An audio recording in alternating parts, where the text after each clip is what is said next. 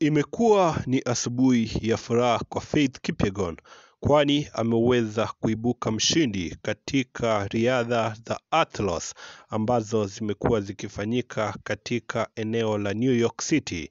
Ikumbuke kwamba yeye ndiye alikuwa bingwa mtetezi na ameweza kuvunja rekodi yake mwenyewe katika mchanga huo wa New York City, na wengi walitegemea kwamba Faith Kipyegon angeweza kuperform hivyo, na hivyo unapata kwamba ameweza kujishindia kiasi cha shilingi milioni 7.7 pesa za Kenya, na hivyo unapata kwamba ameweza kufunga msimu wake kwa matokeo mazuri sana. Ikumbuke kwamba mwaka 2025 umekuwa ni mwaka wenye matokeo mazuri sana kwa Faith Kipyegon, na sasa hivi tunavyozungumza ni kwamba Wakenya wengi mitandaoni wanaendelea kujitokeza na kumsifia Faith Kipyegon kwa juhudi ambazo ameweza kuonyesha katika eneo la athletics New York City.